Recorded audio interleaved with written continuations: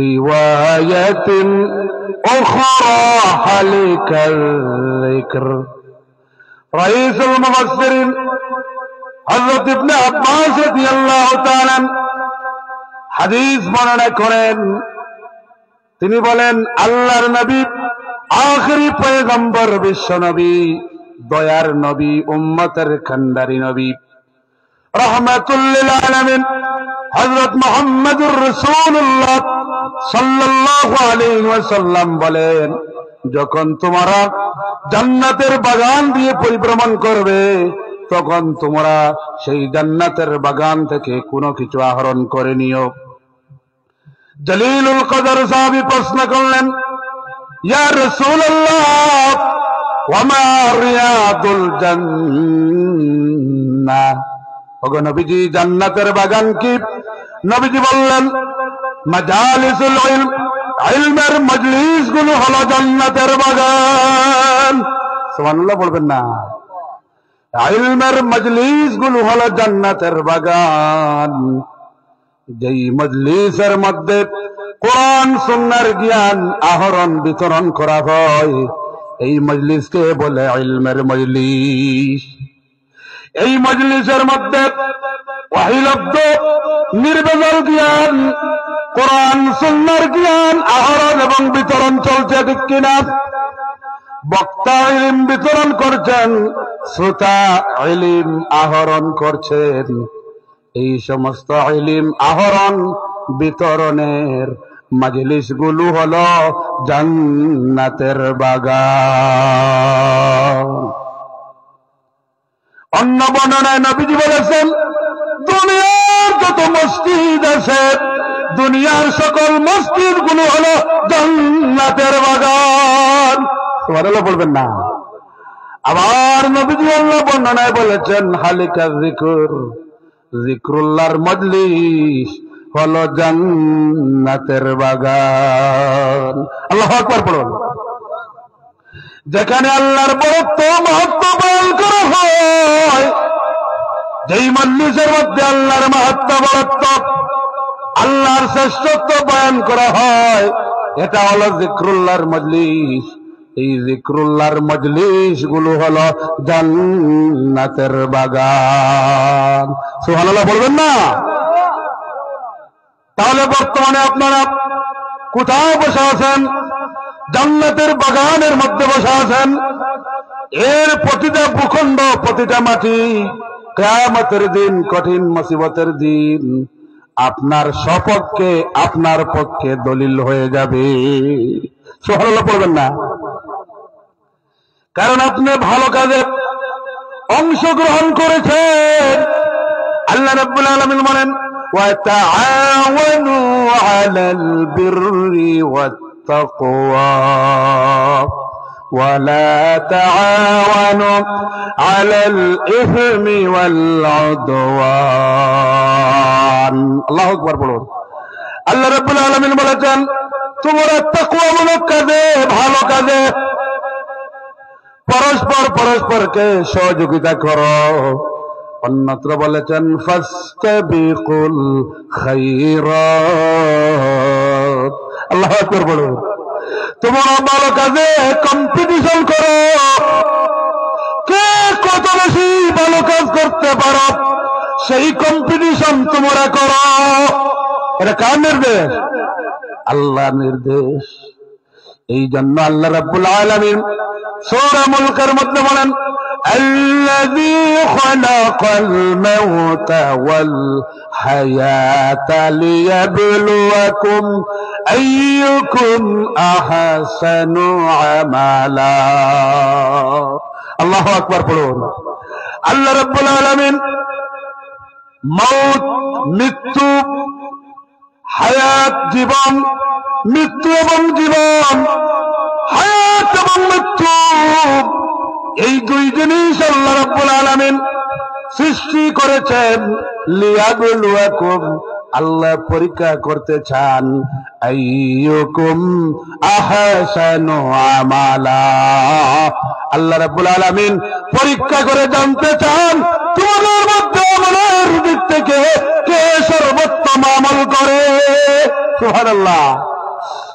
কে তোমাদের মধ্যে সর্বোত্তম আমল করে এটা জানার জন্য আল্লাহ রাব্বুল আলামিন আপনাকে আমাকে এই পৃথিবীতে পাঠিয়েছে। সুবহানাল্লাহ বলুন। তাহলে এই পৃথিবীতে আমাদের আসার মূল উদ্দেশ্য কি? আসার মূল উদ্দেশ্য হলো আল্লাহর গোলামি করা, আল্লাহর ইবাদত বন্দেগী করা, ঠিক না? আমলে সালেহ করা, ভালো কাজ করা, সমাজ কল্যাণমূলক কাজ করা, মানুষের উপকারী যত কাজ আছে সমস্ত ভালো কাজ করার জন্য আল্লাহ রাব্বুল আলামিন এই পৃথিবীতে পাঠিয়েছেন, ঠিক কিনা? এই জন্য আল্লাহ রাব্বুল আলামিন বলেন, ওয়া মা খালাকাতুল জিন্না ওয়াল ইনসা ইল্লা লিয়াবুদুন। আমি আল্লাহ রাব্বুল আলামিন মানুষ এবং জিনকে শুধুমাত্র কেবলমাত্র আমি আল্লাহ রাব্বুল আলামিনের গোলামি করার জন্য, দাসত্ব করার জন্য, ইবাদত বন্দেগী করার জন্য সৃষ্টি করেছি। সুবহানাল্লাহ বলো। তাহলে মানুষের সৃষ্টির মূল লক্ষ্য উদ্দেশ্য কি? মানুষকে এই পৃথিবীতে আল্লাহ পাঠিয়েছেন যাতে করে মানুষ আল্লাহর দাসত্ব করে, আল্লাহর গোলামি করে, আল্লাহর ইবাদত বন্দেগী করে। আল্লাহ রাব্বুল আলামিন জানতে চান আইয়ুকুম আহসানু আমালা। আল্লাহ রাব্বুল আলামিন আপনাকে জীবন দিলেন, আর এই আল্লাহর নিয়ামত পূর্ণ হায়াত পেয়ে, জীবন পেয়ে আপনি কতটুকু উত্তম কাজ করেছেন, কতটুকু ভালো কাজ করেছেন, কতটুকু আমলে সালেহ করেছেন।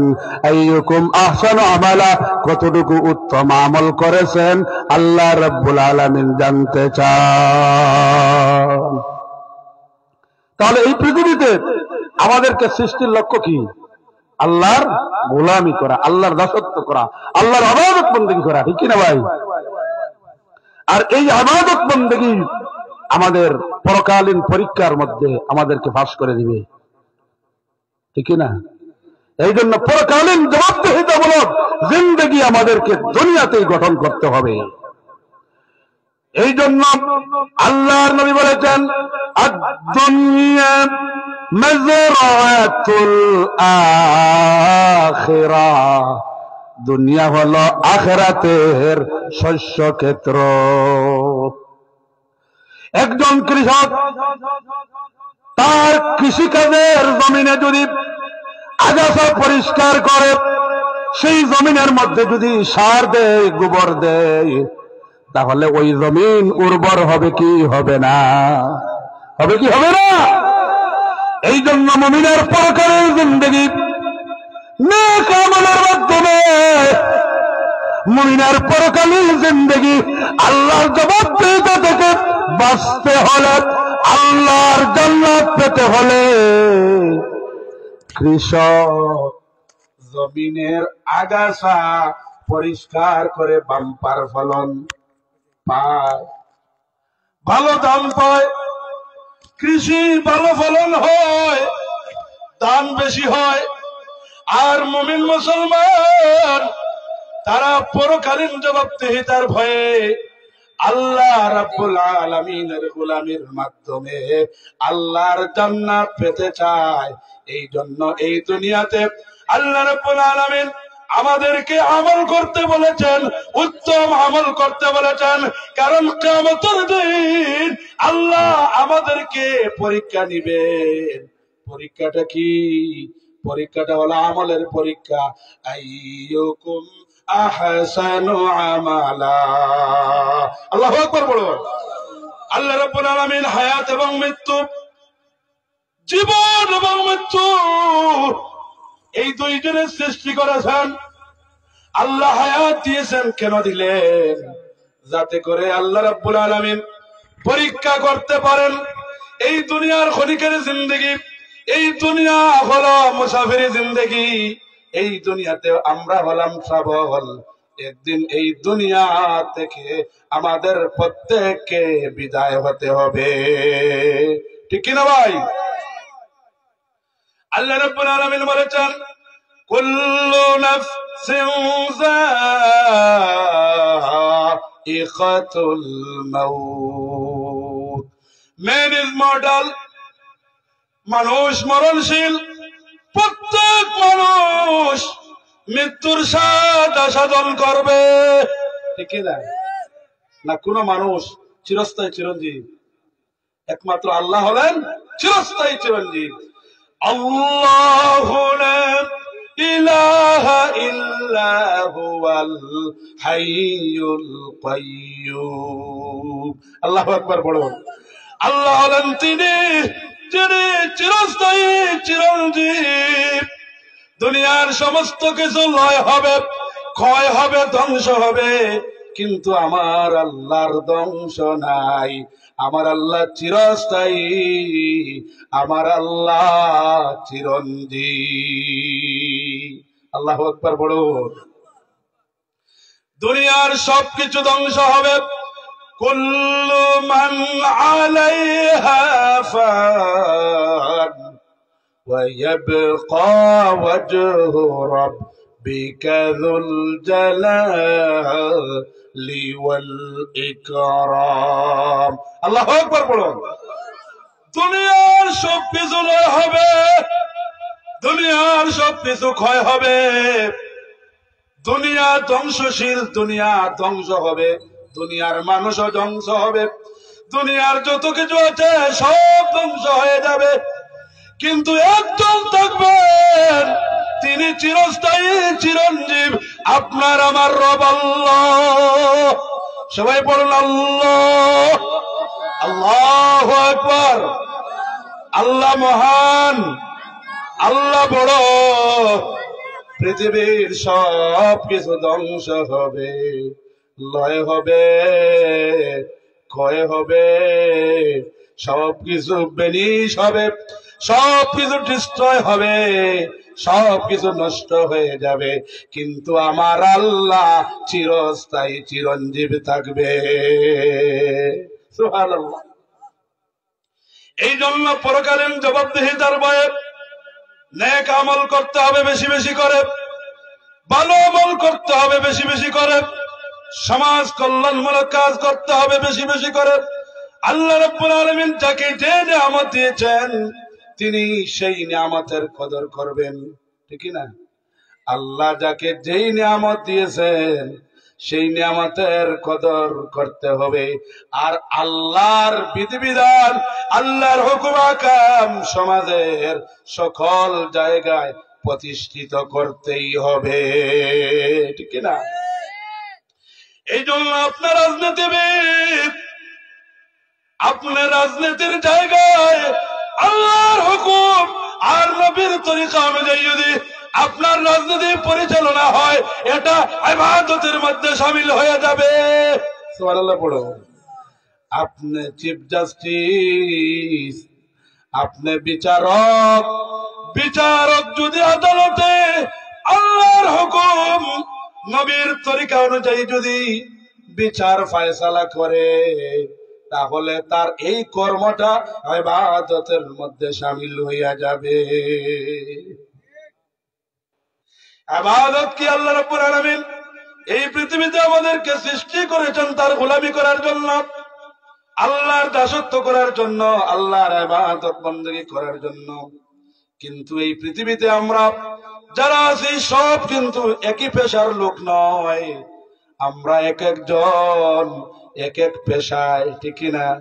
কেউ মাদ্রাসার প্রিন্সিপাল, কেউ শিক্ষক, কেউ মজুর, কেউ কৃষক, কেউ ড্রাইভার, কেউ ইঞ্জিনিয়ার, কেউ মন্ত্রী, কেউ এমপি, কেউ চেয়ারম্যান, কেউ মেম্বার। অর্থাৎ মানুষ বিভিন্ন পেশার মধ্যে তার জীবন অতিবাহিত করে, ঠিক না?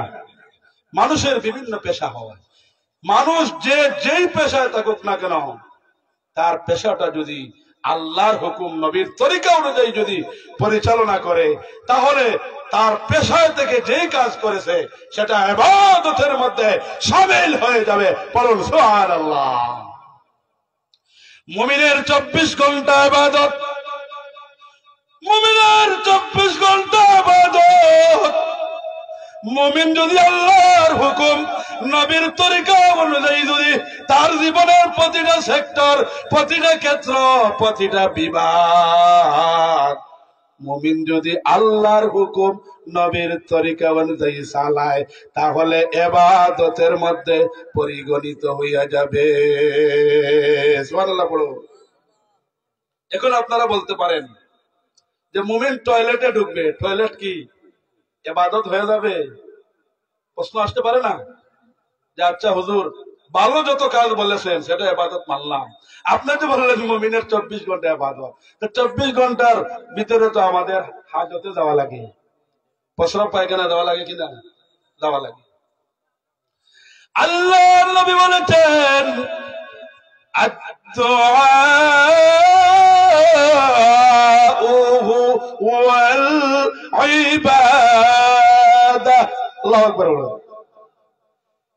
নবীজি বলছেন দোয়া হলো ইবাদত। দোয়া কি ভাই? ইবাদত।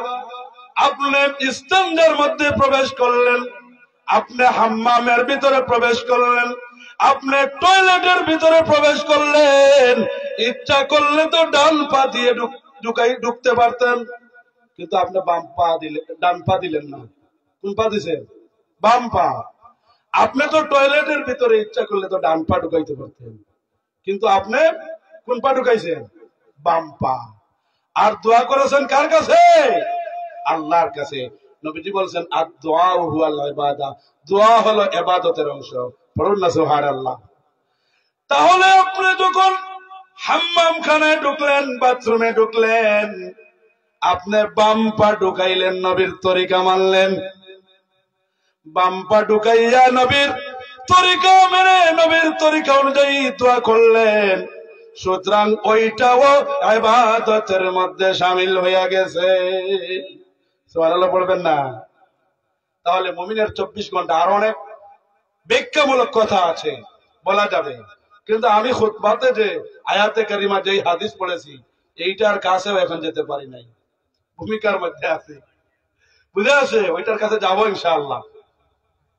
তো যাই হোক, আমি আপনাদের কাছে যে ইন্সপায়ারেশন যেটা করতে চাই, আপনাদেরকে উৎসাহিত এবং অনুপ্রাণিত করতে চাই যে এই দুনিয়া ক্ষণিকের জিন্দগি, এটা ক্ষণিকের জিন্দগি, মুসাফির জিন্দগি, ট্রাভেলার জিন্দগি, পরকালীন জিন্দগি চিরস্থায়ী। পরকালীন জিন্দগিতে আপনাকে আমাকে জবাবদিহি করতে হবে কি হবে না? এই জন্য আল্লাহ রাব্বুল আলামিন বলেছেন যে তোমরা দুনিয়ার মহব্বতে ভালোবাসায় আমি আল্লাহকে ভুলে যাও। তোমরা পরকালীন জবাবদিহিতা, পরকালে যে তোমাদের কৃতকর্মের জবাব দিতে হবে সেই ব্যাপারে তোমরা গাফেল। এই জন্য আল্লাহ রাব্বুল আলামিন কোরআনে কারিমে বলছেন বাল তু'থিরুনাল হায়াতাদ দুনিয়া ওয়াল আখিরাতু খায়রুন ওয়া আবকা। আল্লাহু আকবার বলুন।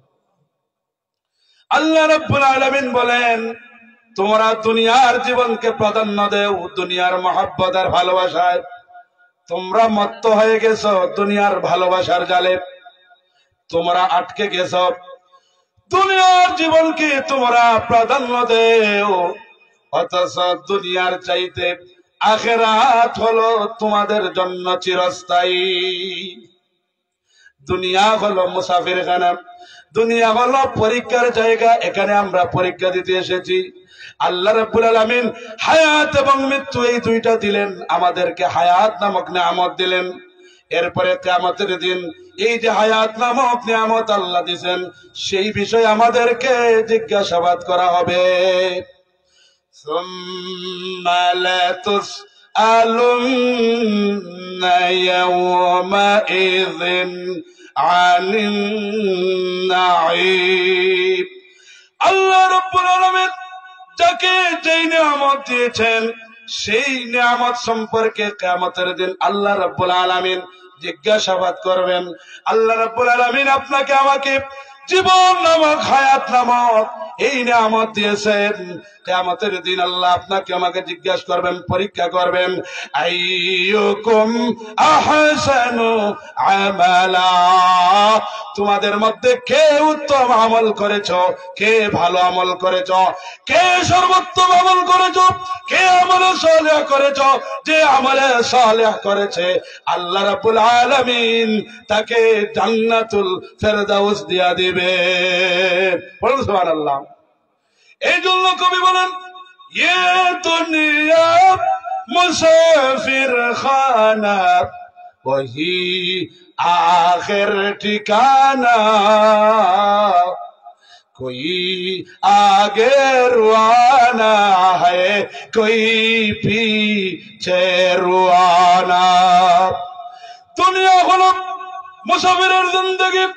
এই দুনিয়ার ক্ষণিকের জিন্দেগির মহব্বত আর ভালোবাসা ছেড়ে আপনার আমার পরিবার, আত্মীয় স্বজন, পাড়া প্রতিবেশী, বন্ধু বান্ধব, ছেলে সন্তান, মেয়ে সন্তান সবাইকে ছেড়ে আল্লাহর ডাকে দিদারে এলাহি লাভের জন্য আল্লাহর নির্দেশ যখনই আসবে তখনই আমাদেরকে এই দুনিয়া থেকে বিদায় নিতে হবে, ঠিক না? এই জন্য ইয়ে দুনিয়া মুসাফির খানা, এটা হলো দুনিয়ার আমরা মুসাফির, আর পরকাল হলো আমাদের আসল ঠিকানা। লক্ষ্য করে দেখুন আপনার আমার জীবনে আমরা কতবার আমাদের দাদা দাদি, নানা নানি, আত্মীয় স্বজন, পাড়া প্রতিবেশী, এলাকার ওলামায়ে কেরাম, পীর বুজুর্গ, ওলিয়া উলিয়া, মুরব্বিয়ানে কেরাম, যুব সমাজ, মায়েরা, মেয়েরা, বোনেরা, শিশুরা, সর্বস্তরের কত মানুষ আমরা কাফনের কাপড়ে মুড়াইয়া আমরা শেষ বিদায় জানাজার নামাজের মাধ্যমে দিয়া আমরা কবরের মধ্যে কত মানুষকে দাফন করেছি, ঠিক না ভাই? এই জন্য কবি বলেছেন, ये दुनिया मुसाफिर खाना वही आखिर ठिकाना, कोई आगे रुआना है कोई पीछे रुआना। আমাদের পিতৃপুরুষরা আমাদেরকে ছেড়ে চলে গেছেন, আমরাও তাদের পিছনে রওনা হয়ে যাব, ঠিক কি না? মওত কাসম কুল্লু নাফসিন শারিবু, মওত কাসম কুল্লু নাফসিন শারিবু, কবর বাইতিন কুল্লু নাসিন দাখিলু। আল্লাহু আকবার বলুন। মওত হচ্ছে এমন একটা পেয়ালা, যেই পেয়ালার পানি সবাইকে পান করতে হবে। মৃত্যুর সব সবাইকে গ্রহণ করতে হবে। কবর এমন একটা ঘর, কবর এমন একটা বাড়ি, সেই কবরের মধ্যে, সেই আমাদের চিরস্থায়ী বাড়ির মধ্যে সবাইকে প্রবেশ করতে হবে, ঠিক না ভাই? সাতুবদিলকাল আইয়ামু মা কুনতা জাহিলান ওয়া ইয়াতিকা বিল আখবারি মাল্লাম তাজাওয়া। মওত হচ্ছে এমন একটা জিনিস, সেটা আমাদের কাছে বলে আসে না। মওতের খবর আল্লাহ ছাড়া কেউ জানে না। এই জন্য কবি বলেছেন, মৃত্যুর আগে আগে মৃত্যুর সামান তৈরি করে নাও, মৃত্যুর আগে আগে মৃত্যুর সামান তৈরি করে নাও। মৃত্যুর সামান কি? মৃত্যুর সামান হলো নেক আমল, মৃত্যুর সামান হলো আল্লাহর গোলামি, মৃত্যুর সামান হলো ইবাদত বন্দেগী, মৃত্যুর সামান হলো নেক কাজ, সালেহ কাজ, ঠিক কিনা? এই জন্য এই মৃত্যুর সামান রেডি করার জন্য আল্লাহ রাব্বুল আলামিন কোরআনে কারিমে বহু জায়গায় বলেছেন, হাদিস শরীফের মধ্যেও বহু জায়গায় এসেছে।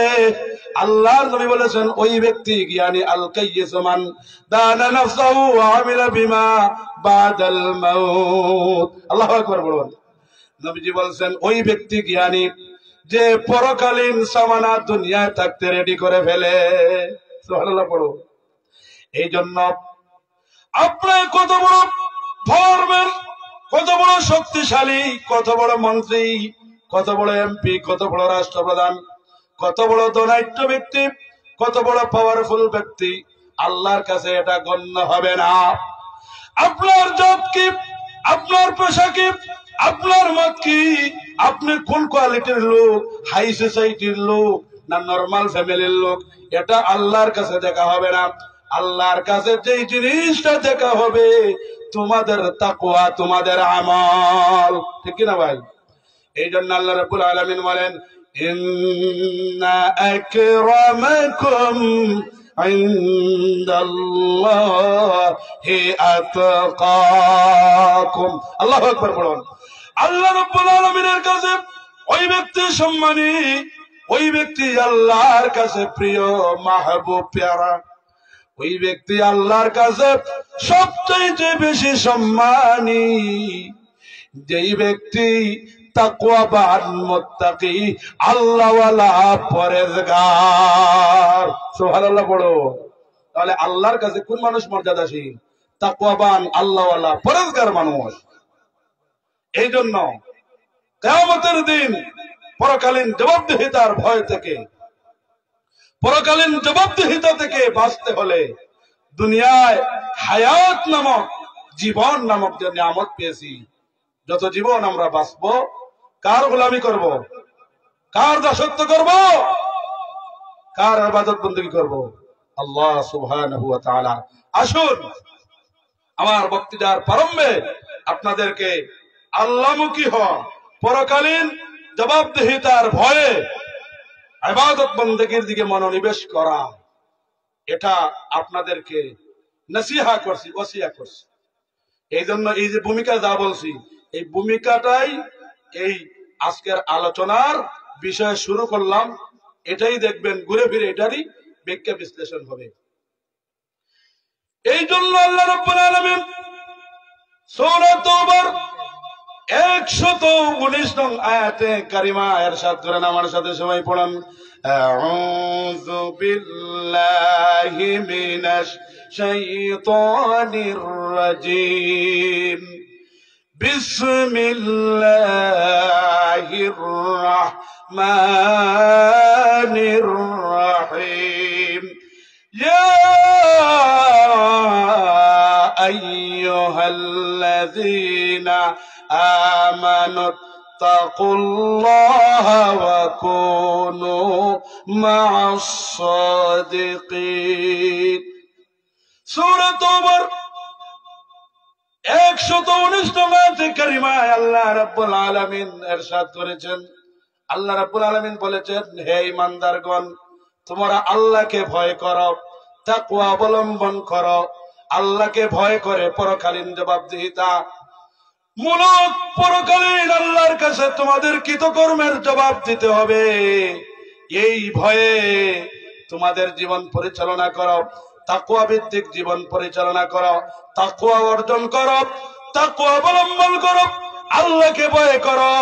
ওয়া কুনু মা'আস সাদিকিন। আর তোমরা সত্যবাদীদের সাথে, আল্লাহওয়ালাদের সাথে, রব্বানি, হক্কানি, ভালো মানুষের সাথে থাকো। তাহলে এই আয়াতে কারিমার প্রথম মেসেজ হলো, আল্লাহ বলছেন যে আল্লাহকে ভয় করো, আর দ্বিতীয় মেসেজ হলো যে হক্কানি, রব্বানি, সৎপন্থী, হকপন্থী, আল্লাহওয়ালাদের সাথে, পরেজগার লোকদের সাথে থাকো।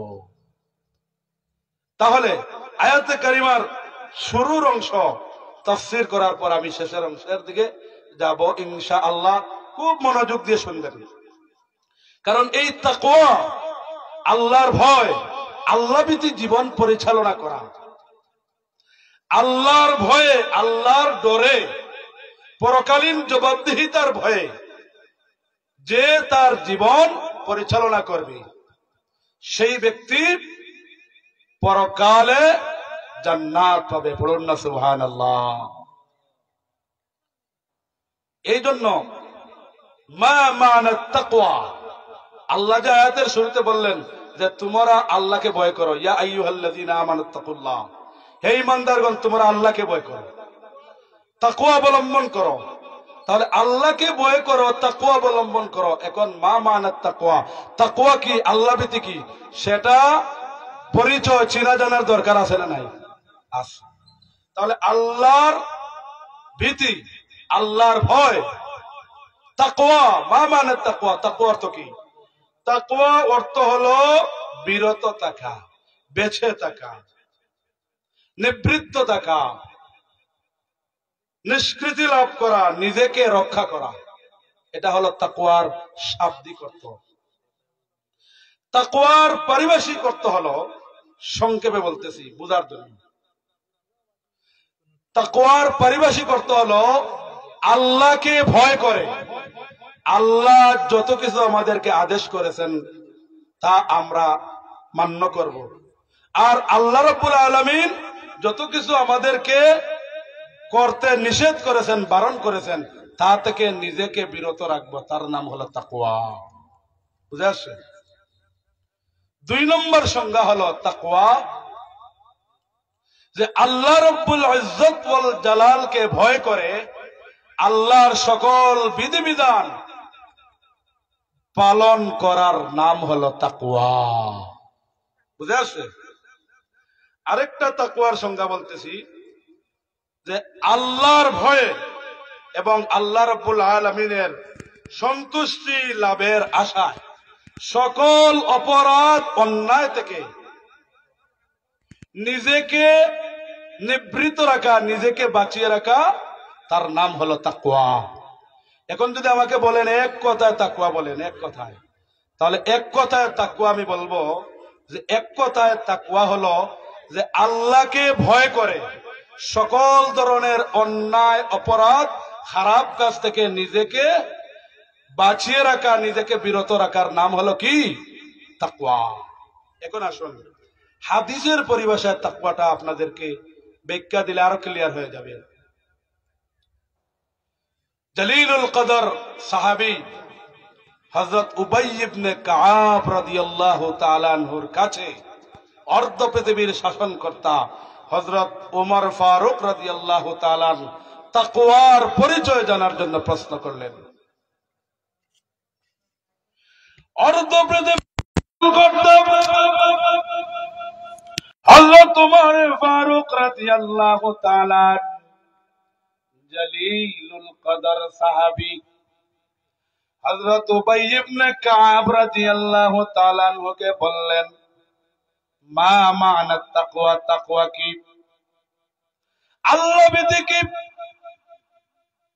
উবাই ইবনে কাব রাদিয়াল্লাহু তাআলা অর্ধ পৃথিবীর শাসনকর্তা হযরত ওমর ফারুক রাদিয়াল্লাহু তাআলা আনহুকে বললেন, ভাই ওমর, তুমি কি কখনো পাহাড়ি এলাকার রাস্তার দিকে তুমি কি কখনো সফর করেছ?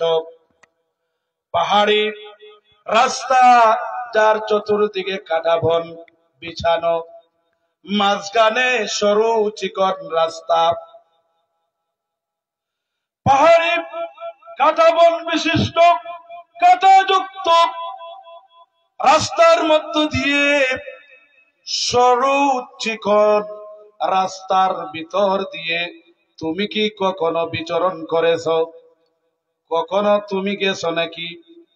হযরত ওমর ফারুক রাদিয়াল্লাহু তাআলা আনহু বললেন, আমি গেছি। জলিলুল কদর সাহাবী হযরত উবাই ইবনে কাব রাদিয়াল্লাহু তাআলা আনহু বলেন, হে ওমর, যখন কাটা বন বিশিষ্ট পাহাড়ি গিরিপথে সরু রাস্তা দিয়া যখন তুমি সফর করেছিলে, কিভাবে তুমি রাস্তা অতিক্রম করেছ? ওমর ফারুক রাদিয়াল্লাহু তাআলা আনহু বলেন, আমি নিজেকে একেবারে আঁটোসাঁটো করে, অত্যন্ত সতর্কতা অবলম্বন করে কাঁটাযুক্ত সরু পথ দিয়ে আমি পার হয়েছি, যাতে করে রাস্তা অতিক্রম করতে গিয়া আমার শরীরের মধ্যে যাতে করে কোন ধরনের কাঁটা না বিঁধতে পারে, আমার শরীরের মধ্যে কোন ধরনের কাঁটা আমাকে আঘাত না করতে পারে। খুবই সতর্ক, খুবই সাবধানতা অবলম্বন করে কাঁটাযুক্ত সরু পথ আমি অতিক্রম করেছি।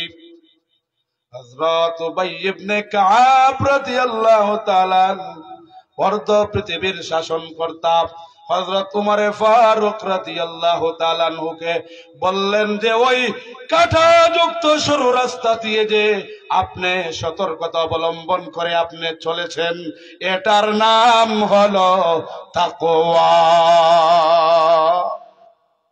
বুঝে আসছে? এখানে একটা উদাহরণ দিয়ে বুঝাইছেন। এর মানে কি? এর মানে হলো আপনি যে সমাজে বসবাস করবেন ওই সমাজের মধ্যে পাক পঙ্কিলতায় ভরপুর সমাজ, ওই সমাজের মধ্যে পাপাচার আছে, ওই সমাজের মধ্যে দুর্নীতি আছে, রাহাজানি আছে, সন্ত্রাসী আছে। আপনি যে সমাজের মধ্যে বসবাস করবেন ওই সমাজের মধ্যে অনেক অন্যায়, বিচার, জুলুম, নির্যাতন আছে। এই সমাজের মধ্যে অনেক অন্যায় কাজ চলে, অনেক খোদা বিরোধী, আল্লাহ বিরোধী, আল্লাহ দ্রোহী কাজ চলে, ঠিক কিনা? এখন বলুন তো, আমাদের সমাজে ভালো কাজ বেশি হয় না মন্দ কাজ বেশি হয়? মন্দ কাজ বেশি হয়। ভালো কাজ বেশি হয় না মন্দ কাজ বেশি হয়? মন্দ কাজ বেশি হয়।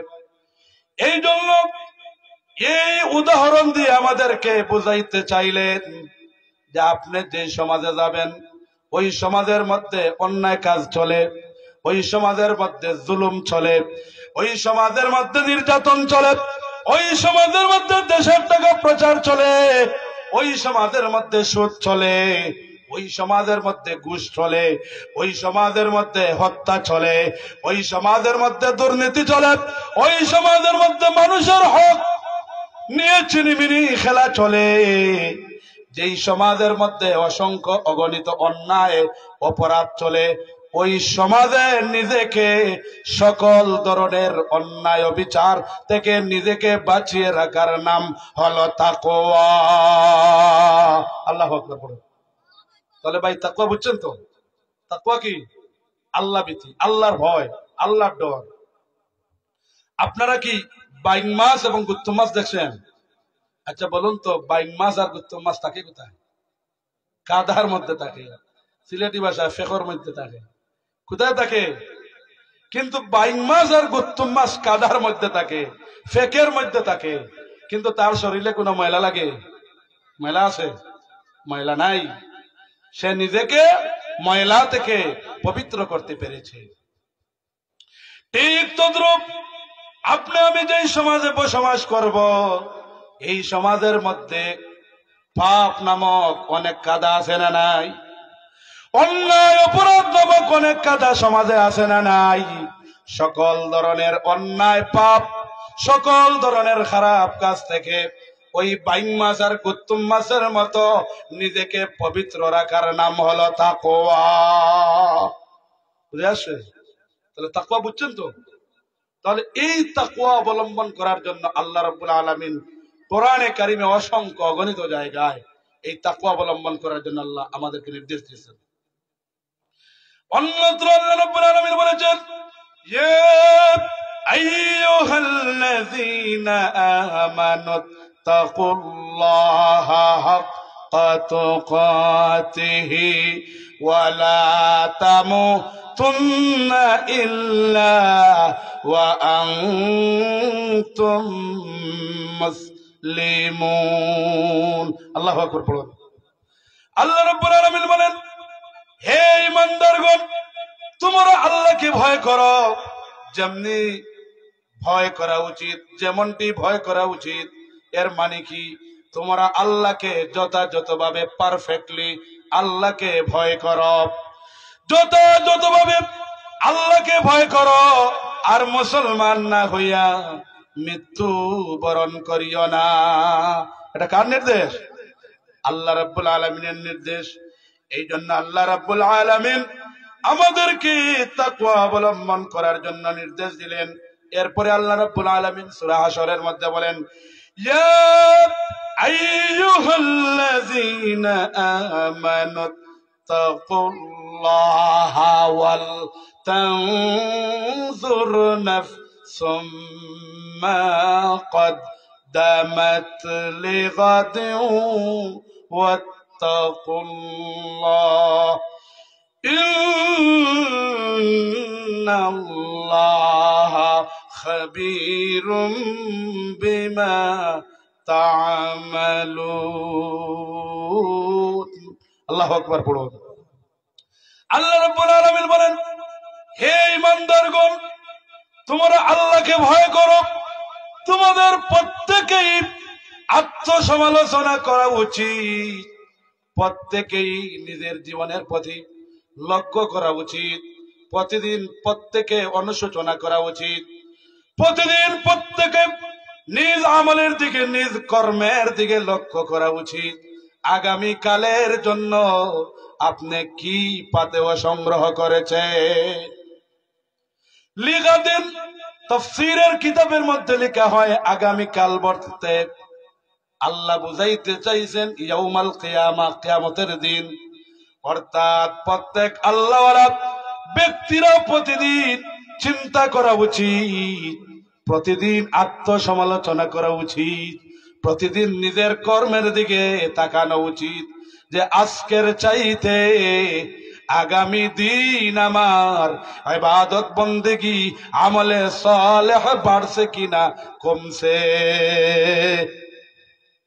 বুঝে আসছে তাহলে প্রত্যেক মুমিন মুসলমানের উচিত কি যে প্রতিদিন আত্মসমালোচনা করা প্রতিদিন লক্ষ্য করা যে আগামীকালের জন্য আমি কি করেছি আগামীকালের জন্য অর্থাৎ কি কিয়ামতের জন্য আমি কি করেছি কারণ মুমিনের মৃত্যুর মাধ্যমে মুমিনের কিয়ামতের প্রাথমিক জীবন শুরু হয়ে যায় ঠিক না কারণ আপনি মারা গেছেন বাস আপনার কিয়ামত শুরু হয়ে গেছে সুতরাং কে কখন মারা যাবেন সেই খবর আপনাদের কাছে আছে ভাই আপনাদের কাছে মৃত্যুর খবর আছে কি নাই সুতরাং মৃত্যুর খবর যখন আপনার কাছে আমার কাছে নাই আল্লাহ বলেছেন তাকওয়া অবলম্বন করা এবং কিয়ামতের জন্য কি পাতে অর্জন করেছেন কিয়ামতের জন্য আল্লাহর জবাবদিহিতা মূলক জবাব দেওয়ার জন্য কিয়ামতের দিন যে আল্লাহ কর্মের বিচার করবেন নেক আমল বদ আমল ভালো মন্দের যে বিচার করবেন সেখানে আপনি কি জবাব দিবেন সেই জবাবদিহিতার ভয় পৃথিবী থেকে চিন্তা করে সৃষ্টি করে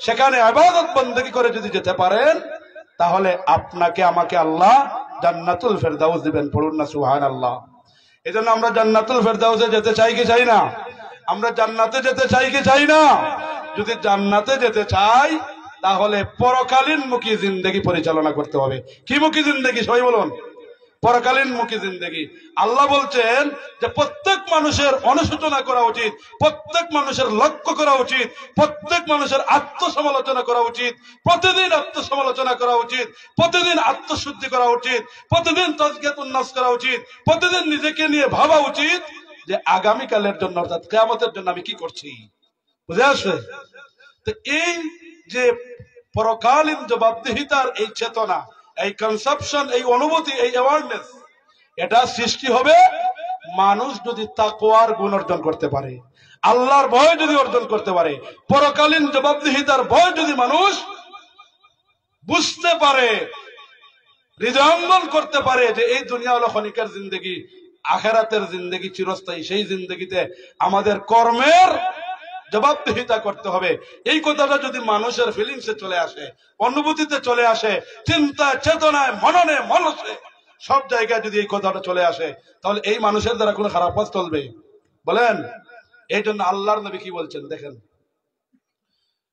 ওয়ান আবি যার গিফারি রাদিয়াল্লাহু তাআলা জলিলুল কদর সাহাবী হযরত আবু যার গিফারি রাদিয়াল্লাহু তাআলা তিনি বলছেন বলতু ইয়া রাসূলুল্লাহ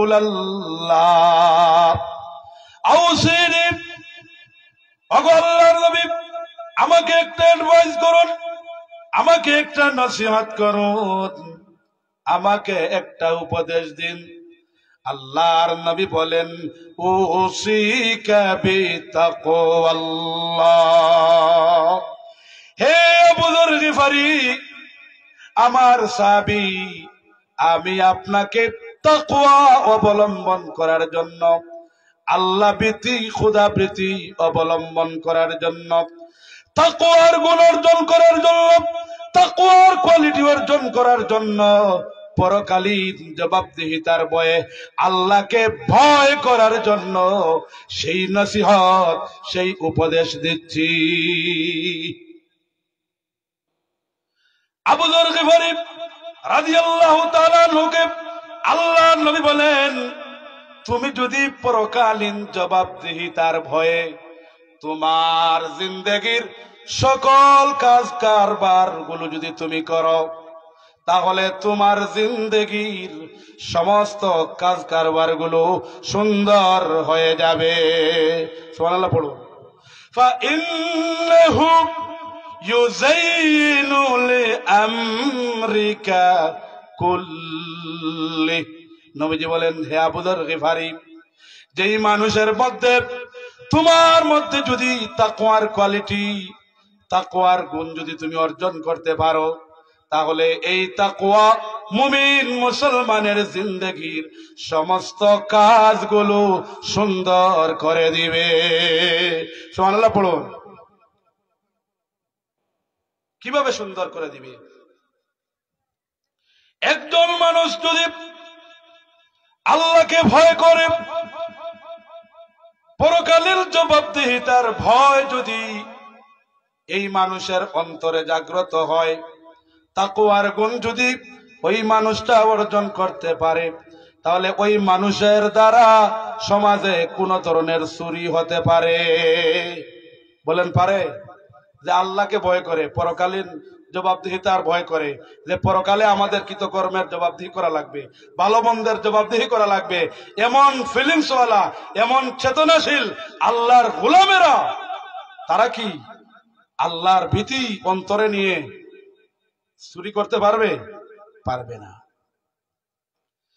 যার অন্তরের ভিতরে আল্লাহ ভীতি পয়দা হয়ে গেছে, আল্লাহর ভয়, তাকওয়ার কোয়ালিটি যেই মুমিন মুসলমান অর্জন করেছে, ওই মুমিন মুসলমান কখনো চুরি করতে পারবে না, ডাকাতি করতে পারবে না, সন্ত্রাসী করতে পারবে না, জিনা করতে পারবে না, ব্যভিচারী করতে পারবে না, জনগণের টাকা আত্মসাৎ করতে পারবে না, জনগণের টাকা বিদেশে পাচার করতে পারবে না, মানুষের অধিকার নষ্ট করবে না, মানুষকে অন্যায়ভাবে হত্যা করবে না, মানুষকে নির্বিচারে গুলি করে মারবে না, মানুষকে আয়না গর নামক আইয়ামে জিহালতের, আইয়ামে জাহিলিয়াতের এই কাজকর্ম এই মানুষের দ্বারা হবে না। ঠিক কিনা ভাই? বুঝে আসছে আমার কথা? এই তাকওয়ার কোয়ালিটি যদি প্রেসিডেন্টের হয়, তাহলে জনগণের অধিকার প্রেসিডেন্ট আদায় করবে। এই তাকওয়ার কোয়ালিটি, তাকওয়ার গুণ যদি এমপি মন্ত্রী অর্জন করতে পারে, তাহলে উপজেলার মানুষের ভাগ্যের চাকা ঘুরে যাবে। এই তাকওয়ার কোয়ালিটি যদি একজন ইউনিয়ন চেয়ারম্যানের ভিতরে ঢুকে যায়, তাহলে তার ইউনিয়ন একটি সুন্দর সমৃদ্ধিপূর্ণ ইউনিয়ন হয়ে যাবে। একজন মেম্বারের ভিতরে ঢুকে গেলে তার ওয়ার্ড সুন্দর হয়ে যাবে। ঠিক কিনা ভাই? এই জন্য বাংলাদেশে ভাই অর্থ আছে, টাকা আছে, কিন্তু সেটাকে ডিসিপ্লিন করে বন্টন করার মানুষ নাই। কারণ যে মানুষ রক্ষক, সে মানুষই বক্ষক।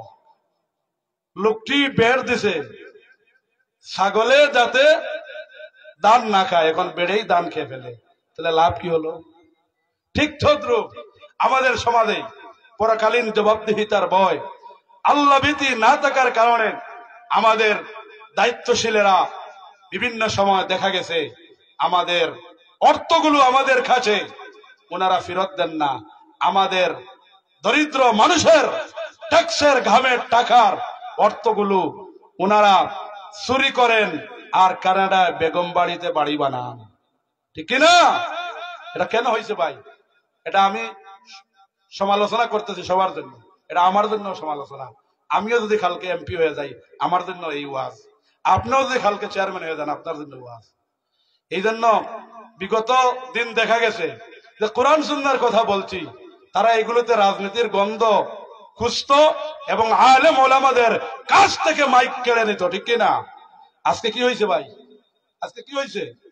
আলেম ওলামা তো আগের সরকারের বিরোধী ছিলেন না। আলেম ওলামারা কোরআন সুন্নাহর দিয়ে দিক নির্দেশনা দিতেন আর বলতেন যে জুলুমের পথ পরিহার করুন, কারণ মজলুমের দোয়া আর আল্লাহর কাছে পৌঁছতে কোন পার্টিশন লাগে না। সুবহানাল্লাহ পড়ুন। মুস্তাজাবুদ দাওয়া তিন শ্রেণীর মানুষ। এক শ্রেণী হলেন মজলুম, আরেক শ্রেণী হলেন মুসাফির, আরেক শ্রেণী হলেন পিতামাতা। এই তিন শ্রেণীর মানুষের দোয়া ডাইরেক্ট কবুল। বুঝে আসছে? সুতরাং সাবধান, সতর্ক। বিগত দিনের জন্য নসিহত, বর্তমানের জন্য নসিহত। কি নসিহত? যে তাকওয়া বিবর্জিত কাজ করবেন না, তাহলে দেশে জায়গা পাবেন না। রাতের আধারে চোরের মতো দেশ থেকে পলায়ন করতে বাধ্য হবেন, ঠিক কিনা? এই জন্য স্বচ্ছ সুন্দর জীবন আমরা গঠন করি। আসুন আল কোরআনের পথে আসি, নবীর সুন্নাহর পথে আসি। এই পথে আসলে শান্তি, এই পথেই শান্তি নিহিত। এই জন্য আমরা যদি কোরআন সুন্নাহর আলোকে, কোরআন সুন্নাহর কনস্টিটিউশনে যদি আমাদের রাষ্ট্র পরিচালিত হয়, তাহলে সকল মানুষের অধিকার নিশ্চিত হবে কি হবে না? বলুন, হবে কি হবে না? এই জন্য আমরা আমাদের অধিকার চাই না আমরা সব সময় নির্যাতিত আর নিষ্পেষিত থাকব? সব সময় আমরা অন্যের ধারালো অস্ত্রের মতো অন্যকে বাঁচানোর জন্য আপনি আমি অন্যায় ভাবে তার জন্য জীবন দিয়ে দিব? এইরকম কি আর করবেন? আজকে দেখুন, যত এমপি আছে, মন্ত্রী আছে, যত মিনিস্ট্রি আছে, যত বড় বড় অফিসার আছে, সবার ছেলেমেয়েরা বিদেশে লেখাপড়া করতেছে, ঠিক কিনা? কিন্তু আমার দেশের কলিমউদ্দিন, সলিমউদ্দিন, বসিরউদ্দিনকে 1000, 5000, 10,000, 1 লাখ, 5 লাখ, 10 লাখ টাকা দিয়ে হাজার হাজার মানুষের মায়ের বুক খালি করতেছে, ঠিক কিনা ভাই? কেন হয়েছে ভাই? এর ভিতরে তাকওয়া নাই, আল্লাহ ভীতি নাই, পরকালীন জবাবদিহিতার ভয় নাই। এই জন্য এই কাজ করতে পারছে। যেহেতু আজান পড়ে গেছে, এই জন্য একজন ভাই আজানের জবাব দিবেন, আমিও আলোচনাটা শেষ করে দেই। তাহলে আমি যে আপনাদেরকে ভূমিকা এবং ভূমিকার পরে যেই জিনিসটা বুঝাইতে চাচ্ছি, সেটার নাম কি ভাই? তাকওয়া। নবীজি বলছেন, ফাইন্নাহু ইউযায়্যিনু লিআমরিকা কুল্লিহি, যে তাকওয়ার গুণ অর্জন করবে তার জীবনের সমস্ত কাজ, সমস্ত আমল সুন্দর হয়ে যাবে। বলুন সুবহানাল্লাহ। তাহলে মানুষের জীবনে যত আমল আছে, যত কাজ আছে, সব সুন্দর করতে হলে কি লাগবে ভাই? তাকওয়া লাগবে। তাকওয়া ছাড়া মানুষের জিন্দেগি সুন্দর হয় না। পরকালীন জবাবদিহিতার বই যতক্ষণ মানুষের কলিজার ভিতরে না ঢুকবে, মানুষ সোজা হবে না।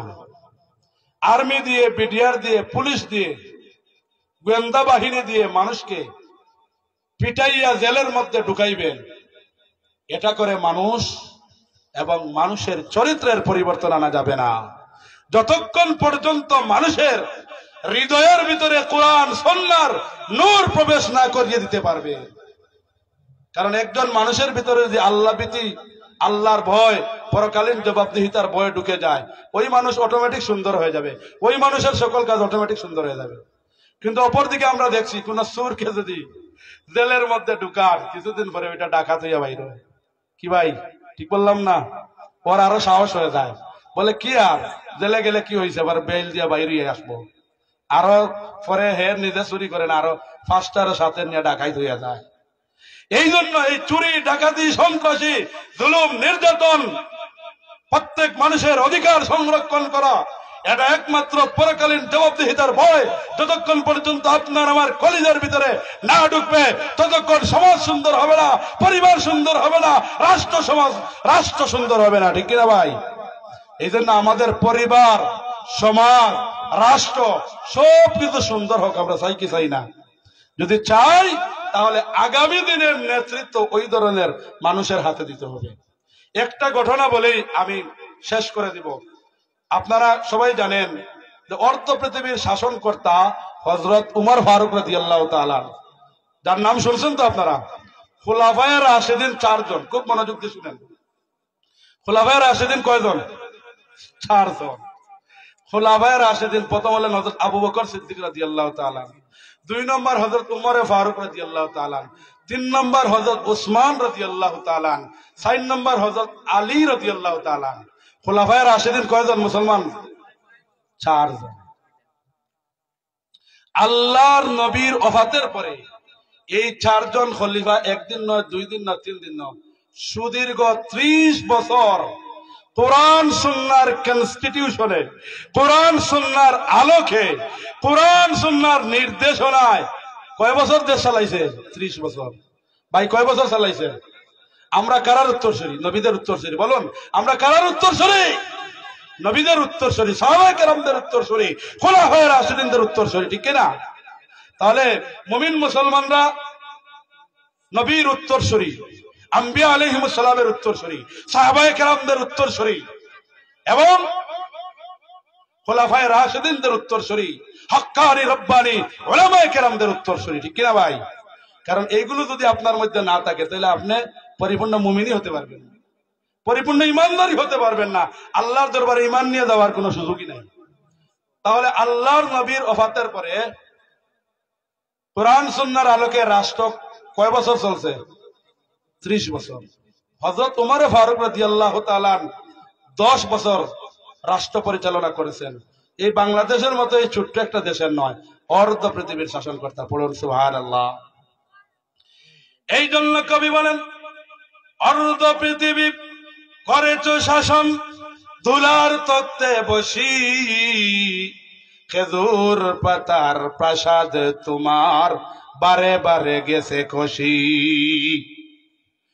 বর্তমান বিভিন্ন দেশের পার্লামেন্টের মতো জাঁকজমকপূর্ণ পার্লামেন্ট ছিল না, কিন্তু মসজিদে নববীর মিম্বরে বসে অর্ধ পৃথিবী শাসন করেছেন হযরত উমরে ফারুক রাদিয়াল্লাহু তাআলা। তাহলে সুন্দর করে রাষ্ট্র পরিচালনা করার জন্য বড় চেয়ারের দরকার হয় না, ভালো রুমের দরকার হয় না, ভালো ভবনের দরকার হয় না। যদি আপনি সৎ ন্যায়পরায়ণ শাসক হন তাহলে মসজিদের মিম্বরে বসেও দেশ পরিচালনা করা যায়। বলুন না সুবহানাল্লাহ। উমর রাদিয়াল্লাহু তাআলার জিন্দেগিতে অনেক ঘটনা ঘটেছে। আপনারা সাধারণ মানুষ, ভালো, আপনাদের জন্য ওয়াজ নাই, ওয়াজ করতে ওদের জন্য। কারণ ওরা হলো আমাদের ভাগ্যকে নিয়ে সিনেমিনি খেলে, এই জন্য ওদের ব্যাপারে এই লাইভের মাধ্যমে একটা ওয়াজ আমি দিয়া দিই যে 10 বছর হযরত উমর ফারুক রাদিয়াল্লাহু তাআলা আনহু এই পৃথিবী, অর্ধ পৃথিবী পরিচালনা করেছেন। দেখেন আল্লাহ ভীতি কতটুকু ছিল। হযরত উমর ফারুক রাদিয়াল্লাহু তাআলা মাঝে মধ্যে জনগণের খবর নেওয়ার জন্য রাতের গভীরে বেরিয়ে পড়তেন। জনগণের খবর নেওয়ার জন্য বিভিন্ন অলিতে গলিতে অর্ধ পৃথিবীর শাসনকর্তা ঘুরে বেড়াতেন। হঠাৎ করে প্রতিমধ্যে এক বুড়া মহিলার সাথে সাক্ষাৎ হয়ে গেল। হযরত উমর ফারুক রাদিয়াল্লাহু তাআলা আনহু নিজেকে যাচাই করার জন্য, নিজে যে সমাজের দায়িত্ব পালন করছেন, রাষ্ট্রীয় দায়িত্ব পালন করছেন, এটা যাচাই করার জন্য ওই মহিলাকে বললেন, হে বুড়িমা, বলতো এই জনপদের আমিরুল মুমিনিন, এই জনপদের রাষ্ট্রপ্রধান যে, প্রেসিডেন্ট যে, প্রাইম মিনিস্টার যে, ওই লোকটা ভালো না খারাপ? মহিলা তো আর চিনে না, অর্ধ পৃথিবীর শাসনকর্তা, মহিলা তো আর চিনে না। মহিলা মনে করছে প্রতীক মানুষ, এই জন্য মহিলায় নির্বিঘ্নে নির্দ্বিধা বলে উঠল, এই জনপদের রাষ্ট্রপ্রধান উমরে ফারুক রাদিয়াল্লাহু তাআলা মোটেই ভালো মানুষ নয়। লাগছে নি বেশ? বেশ লাগছে। দেখেন নিজেকে নিজে যাচাই করছেন রাষ্ট্রপ্রধান। এইরকম বাংলাদেশের মতো 100টার চাইতে বড় দেশের রাষ্ট্রপ্রধান নিজেকে নিজে জনগণের কাছে যাচাই করতেছেন যে আমার জনপ্রিয়তা কতটুকু, পপুলারিটি কতটুকু, আমি সঠিক পথে আছি কিনা, না উল্টা পথে গেছি। যাচাই করতেছেন। হঠাৎ করে প্রতিমধ্যে হযরত আলী কাররামাল্লাহু ওয়াজহাহ এবং আব্দুল্লাহ ইবনে মাসউদ রাদিয়াল্লাহু তাআলা রাস্তার মধ্যে গেলেন। ওমর রাদিয়াল্লাহু তাআলা আনহুর পাশ দিয়ে গেলেন আর বলেন, আসসালামু আলাইকুম ইয়া আমিরুল মুমিনিন। এই কথা শোনা মাত্র বুড়ির দিলের মধ্যে কম্পন শুরু হয়ে গেছে। তার বিরুদ্ধে আমি কথা বলছি, তিনি তো আমার সামনে, তিনি তো অর্ধ পৃথিবীর শাসনকর্তা হযরত ওমর ফারুক রাদিয়াল্লাহু তাআলা আনহুর বিরুদ্ধে তো আমি কথা বলছি। তিনি তো রাষ্ট্রপ্রধান, তিনি তো প্রাইম মিনিস্টার, তিনি তো মুসলমানদের আমির, সুতরাং তার বিরুদ্ধে আমি কথা বলছি, আমার কি জানি হয়ে যায়। আমিরুল মুমিনিন হযরত ওমর রাদিয়াল্লাহু তাআলা আনহু বললেন, হে বুড়িমা, ভয় পাওয়ার কোনো কারণ নাই, তবে একটা কথা জানতে চাই, তোমার যে প্রয়োজন আছে, তোমার যে সমস্যা আছে, সেই সমস্যা কি তুমি আমিরুল মুমিনিনের কাছে কি বলেছো নাকি? তুমি যদি তোমার সমস্যার কথা না বলো, তাহলে অর্ধ পৃথিবীর শাসন করত আমিরুল মুমিনিন তোমার সমস্যার কথা কেমনে বুঝবে? তিনি বললেন, বুড়িমা বললেন, আমি কেন রাষ্ট্রপ্রধানের পিছনে যাব? আমাদের ভোটের ম্যান্ডেট নিয়ে, আমাদের ভোটার অধিকার নিয়ে যাকে আমরা রাষ্ট্রপ্রধান বানাইছি, আমাদের খোঁজ খবর তো তিনি নেবেন, তিনি তো দায়িত্ব। বুড়ি মহিলা বলতেছে, দায়িত্ব তো ওনার, আমাদের ভোটাধিকার প্রয়োগের মাধ্যমে যিনি আমাদের নেতা হয়েছেন, খোঁজ খবর তো উনি নেবেন। হযরত ওমর ফারুক রাদিয়াল্লাহু তাআলা অর্ধ পৃথিবীর শাসনকর্তা, দিলের মধ্যে আল্লাহ বিধি পয়দা হয়ে গেল। আল্লাহর ভয়ে অর্ধ পৃথিবীর শাসনকর্তার তরতর করে কাঁপে আর বলে, বুড়িমারে তুমি কষ্ট করেছ, তোমার প্রয়োজনের কথা তুমি তো আমাকে বলো নাই, সুতরাং তোমার প্রয়োজনের খোঁজ খবর নেওয়া আমার দায়িত্ব। যথার্থ বলেছ। হযরত ওমর ফারুক রাদিয়াল্লাহু তাআলা আনহু 500 দিনার মহিলাকে দিলেন, 500 স্বর্ণ মুদ্রা মহিলাকে দিলেন আর বললেন, তোমার যত প্রয়োজন লাগে আমার দরবারে যাবে, আমি তোমার প্রয়োজন পূর্ণ করে দেব। হে বুড়িমা, অর্ধ পৃথিবীর শাসন করতে আমিরুল মুমিনিন হযরত ওমর ফারুক রাদিয়াল্লাহু তাআলা, তোমাদের আমিরুল মুমিনিন, তোমাদের প্রেসিডেন্ট, তোমাদের বাদশাহ, তোমাদের প্রাইম মিনিস্টার, তোমাদের প্রধানমন্ত্রী, আমার বিরুদ্ধে তো তোমার যে অভিযোগ ছিল, কিয়ামতের দিন, কঠিন মুসিবতের দিন, আমি প্রেসিডেন্টের বিরুদ্ধে তুমি কি আর অভিযোগ দিবে? মহিলা বলছে, আমিরুল মুমিনিন কি মহান মানুষ ছিলেন, কি মহৎ মানুষ ছিলেন। আমিরুল মুমিনিন আপনার বিরুদ্ধে আল্লাহর দরবারে আমি নালিশ কখনো করব না। পাশে আলী রাদিয়াল্লাহু তাআলা ছিলেন, বললেন, আলী রে, তুমি সাক্ষী থাকো, একটা গাছের খণ্ডে লিখে নাও, ওই বুড়িমা বলুক কিয়ামতের দিন আমি উমরকে কাঠগড়ায়, আল্লাহর কাঠগড়ায়, আল্লাহর দরবারে তার বিপক্ষে আমি দাঁড়াবো না। সুবহানাল্লাহ পড়বেন না? তাহলে ভাই, এই রাষ্ট্রপ্রধানের ভিতরে জনগণের অধিকার নিশ্চিত করার এই ফিলিংস কোন জিনিস তৈরি করলো? পরকালীন জবাবদিহিতার ভয়, আল্লাহর ভয়, এটা সৃষ্টি হওয়ার কারণে তিনি জনগণের অধিকার সংরক্ষণ করেছেন। পড়ুন সুবহানাল্লাহ। এই জন্য আপনাদের এখানে নামাজ কয়টা পড়বেন বলেন? জি, আর কত মিনিট আছে বাকি? 43, 15 মিনিট। মিনিট ফাইম হোক বাস্তব গুছাই যেতে 13 মিনিট। আচ্ছা যাই হোক, আমি মনে হচ্ছে সময় দেয় আর কি। আর একটা ঘটনা কই, এখন সব হবাই পারবো, আপনারা ভালো মানুষ।